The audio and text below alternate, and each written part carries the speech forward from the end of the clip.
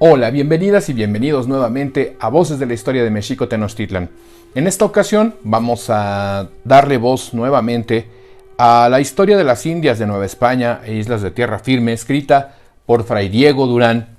en la segunda mitad del siglo XVI, y que es además un documento muy interesante porque se conformó con las consultas que hizo este fraile dominico, que, bueno, pues él mismo lo dice, creció en Texcoco y con consultas, documentales sobre documentos escritos en el sistema antiguo mesoamericano, y también con testimonios que recogió de diversos informantes. Bueno, vamos a retomar el relato donde termina él de explicarnos el carácter y la importancia que tuvo Ilancuehuitl, la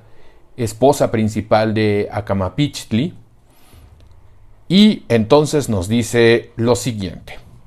Estando en estos términos el rey Acamapich, muy querido y sosegado, los tepanecas, azcapotzalcas y tacubanos de Coyohuacán,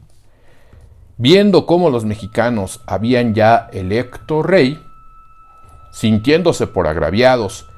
y no por muy seguros, residiendo entonces allí la corte, es decir, en Coyoacán, el rey Tezozomoctli llamó a sus vasallos y grandes de su corte y díjoles: ¿habéis notado, azcapotzalcas, cómo los mexicanos, además de habernos ocupado nuestras tierras, cómo han electo rey y hecho cabeza por sí? ¿Qué os parece que debemos hacer? Mirad que ya que hemos disimulado con un mal, que no conviene disimulemos otro,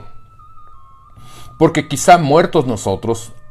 quieran sujetar a nuestros hijos y sucesores y hacerlos sus vasallos y tributarios, y quieran hacerse nuestros señores, porque según llevan los principios, poco a poco se van subiendo y ensoberbeciendo, y subiéndosenos a la cabeza. Y porque no se suban más, si os parece, vayan y mándenles que doblen el tributo, 2 tantos más de los que nos solían dar, de las cosas y legumbres que en señal de reconocimiento y sujeción nos solían dar. A todos pareció muy bueno el consejo del rey Tezozomoctli, y poniéndolo por obra, enviaron sus mensajeros a México para que dijesen al nuevo rey, de parte del rey Tezozomoctli de Azcapotzalco, que el tributo que daban era muy poco, que lo quería acrecentar, y que él había menester de reparar y hermosear su ciudad, que juntamente con el tributo que solían llevar de pescado y ranas y legumbres, que ahora llevasen sabinas y sauces ya crecidos para plantar en su pueblo, y que hiciesen una balsa encima del agua y que plantasen en ella todas las legumbres de la tierra, maíz, chile, frijoles, calabazas, bledos, que son, ya sabemos, la planta del huautli, de la alegría. Oído por los mexicanos, empezaron a llorar y a hacer grandes extremos de tristeza. Pero aquella noche siguiente, el dios Huitzilopochtli habló a uno de sus ayos, llamado Ococaltzin, y díjole: visto la aflicción de los mexicanos y sus lágrimas, diles que no se aflijan ni reciban pesadumbre, que yo los sacaré a paz y a salvo de todos esos trabajos, que acepten el tributo, y dile a mi hijo Acamapich que tenga buen ánimo y que lleven las sabinas y los sauces que les piden y hagan la balsa y siembren en ella todas las legumbres que les piden, que yo lo haré todo fácil y llano. Ococaltzin, venida la mañana, fue al rey y diole parte y noticia de la revelación de la noche antes, de lo cual recibió todo consuelo, y mandó que sin ninguna dilación aceptasen el tributo y parias, y que se pusiese por obra el cumplirlo. Y así hallaron con facilidad las sabinas y sauces y los llevaron a Azcapotzalco y los plantaron en el lugar que el rey de Azcapotzalco les mandó, y llevaron la balsa encima del agua y toda sembrada de maíz con mazorca y chile y tomates y bledos y frijol y calabazas y rosas, lo cual, visto por Tezozomocli, no sin gran admiración, dijo a los suyos: esto me parece, hermanos, cosa más que humana, porque cuando yo lo mandé, casi lo tuve por cosa imposible. Y porque entendáis que en lo que os digo no me engaño, llámame acá a esos mexicanos, porque quiero que entendáis que estos son favorecidos de su Dios y que ellos han de venir a ser sobre todas las naciones en otro tiempo. Llamados los mexicanos ante él, les dijo: hermanos, paréceme que todo se os hace fácil y que sois poderosos. Mi voluntad es que cuando traigáis el tributo que me sois obligados a dar, que en la balsa que habéis de traer coles, maíz nacido y con las demás semillas y legumbres nacidas y perfeccionadas, entre las legumbres traigáis un pato con sus huevos echada, así dice, dice un pato con sus huevos echada, y una garza con sus huevos echada, y vengan justos los días, que en llegando acá saquen sus pollitos, porque si no, seréis muertos. Ellos, haciéndoseles cosa dificultosa,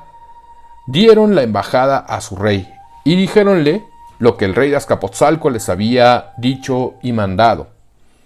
lo cual luego se divulgó por la ciudad y se recibió con pena y desasosiego. Empero, el rey Acamapich, confiado en su Dios, mandó que sobre ello no hubiese ningún sentimiento, ni se diese a entender cobardía ni pesadumbre, y así se retiraron mostrando todos buen ánimo en público, aunque en lo interior pesar. Aquella noche habló el dios Huitzilopochtli a su ayo Ococaltzin y díjole: Padre mío, no tengáis temor ni os espanten amenazas. Dile a mi hijo el rey que yo sé lo que conviene, que lo deje a mi cargo, que yo sé lo que se ha de hacer, que haga lo que le mandan, que todas esas cosas son para en pago de su sangre y vidas.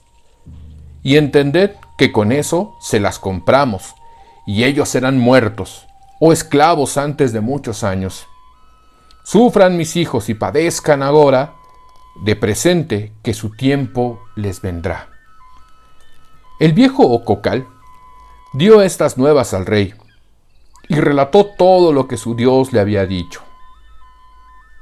de lo cual, algo connotado, el rey y toda la ciudad se animaron a hacer lo que les era mandado. Y hecha su balsa, toda sembrada de todo género de legumbres, remaneció entre ellas un pato echado sobre sus huevos, y una garza por el consiguiente, lo cual llevaron al rey Tezozomocli a Azcapotzalco, y juntamente le llevaron unas tortas grandes, presentadas, hechas con unos gusanillos colorados de la laguna, por mandado de su Dios, que se llama Escahuitl. El rey, cuando vido su tributo, confirmado en lo que el año pasado había dicho a sus grandes, de nuevo se lo tornó a referir, y perseverando los mexicanos en aquel tributo 50 años, callando y disimulando hasta multiplicarse y rehacerse, el rey Acamapich, habiendo ya reinado 40 años en la Ciudad de México, y habiendo regido con mucha paz y quietud y sosiego, haciendo edificar la ciudad y ponerla en orden de casas y acequias, calles y otras cosas necesarias al buen concierto de la República, a los 40 años de su reinado adoleció y dio fin a sus días, dejando la ciudad muy triste,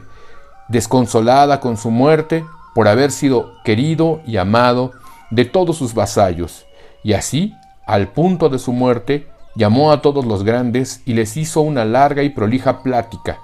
encomendándoles las cosas de la República y a sus hijos y mujeres, no señalando a ninguno de ellos por heredero, sino que la República eligiese de ellos o de otros los que ellos quisiesen, para que los gobernase, y que en esto les quería dejar libertad, mostrando gran pesar de no haber podido poner la ciudad en libertad de la sujeción y tributo en que Azcapotzalco estaba sujeta. Hízole la ciudad grandes obsequias y lamentaciones funerales, con no menos ceremonias conforme a su usanza, que eran innumerables. Y ya que en las ceremonias no se perdiese punto, en las riquezas con que los demás enterraban y esclavos que mataban, pajes y criados, no sería entonces tanto, porque en aquel tiempo carecieron de todo aquello por estar pobres y arrinconados y muy caídos. Y así, el rey en aquel tiempo no tenía apenas que comer. Los principales y grandes, viendo muerto a su rey, empezaron a tratar de darle su sucesor como se lo dieron. Empezó a reinar Acamapich de edad de 20 años y reinó 40, de suerte que murió de edad de 60 años. Dejó hijos muy valerosos y de animosos corazones, que después algunos de ellos fueron reyes muy valerosos, y de ellos capitanes y de grandes dictados, como adelante diré. Murió el año de 1404. 3 años antes que muriesen, había nacido el gran señor y rey que fue después de Texcoco, Nezahualcóyotl, que fue el año de 1402, el cual, además de ser pariente muy cercano de los reyes de México, fue muy favorable a los de la nación mexicana y muy amigo de ellos, que muy pocos o ningunos le igualaron ni hicieron ventaja, según los capítulos siguientes adelante lo dirán,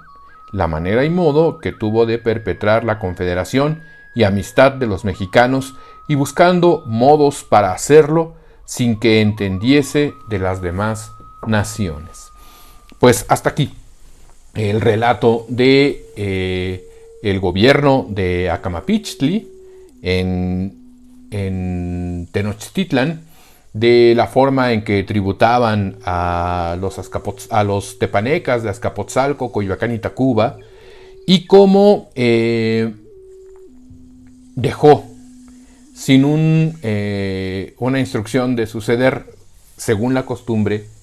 que era vigente entre los pueblos mesoamericanos. Quizás a Diego Durán le extrañara que no hubiera nombrado a ningún sucesor, porque era la usanza española. Pero bueno, aquí nos está relatando también una cosa muy curiosa, y es el hecho de que hayan tributado escahuitl, un alimento de los muchos que producían las antiguas lagunas y ciénagas de la cuenca de México. Vamos a continuar con más historias en la próxima emisión de Voces de la Historia de México Tenochtitlan. Hasta entonces.